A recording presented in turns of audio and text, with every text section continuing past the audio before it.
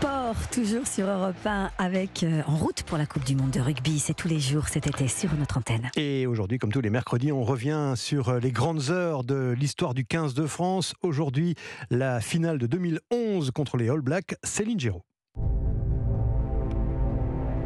23 octobre 2011, Eden Park d'Auckland, les Bleus en maillot blanc annoncent la couleur. Sur la pelouse, face aux Blacks qui entament leur haka, ils se positionnent pour former le V de la victoire. Même pas peur, ce match s'annonce brûlant.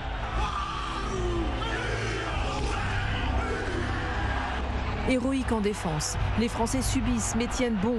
Un seul essai encaissé, celui du pilier Tony Woods au quart d'heure de jeu. À la pause, les Bleus ne sont menés que 5-0. Tout est encore possible.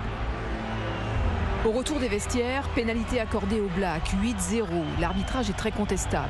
Et puis 47e minute, cet éclair. Aurélien Rougerie tape au pied. François Trinduc s'envole avec le ballon. Et c'est le capitaine Thierry Dussautoir qui aplatit.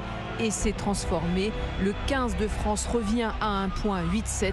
Mais le score ne bougera plus. Le pilier Fabien Barcella est dépité.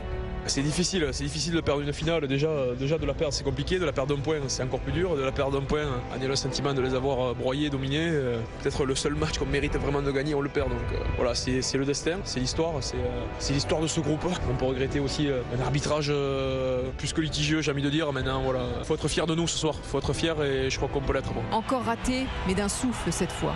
Et regret éternel pour ce match d'une rare intensité qui sera suivi par plus de 18 millions de téléspectateurs en France. Même Nicolas Sarkozy, qui participe à un sommet européen à Bruxelles ce jour-là avec Angela Merkel, était devant son poste. J'ai eu Marc Lièvremont, l'entraîneur, au téléphone. Je lui ai dit combien l'ensemble des Français, bien sûr, étaient tristes d'avoir perdu cette finale pour un point, mais que l'ensemble des Français étaient fiers de l'équipe de France, de son audace, de sa combativité, du cœur qu'ils ont mis extraordinaire. Angela peut d'ailleurs porter témoignage que je ne suis sorti de la salle de réunion que pour les 10 dernières minutes. Vraiment, ça s'est joué à peu de choses. Après 87 et 99, les Bleus craquent encore en finale. Les Blacks, eux, décrochent leur deuxième titre. Céline Giraud, en route pour la Coupe du Monde de rugby tous les matins à 7h22 sur Europe 1. Et merci de nous avoir choisis pour vous accompagner cet été.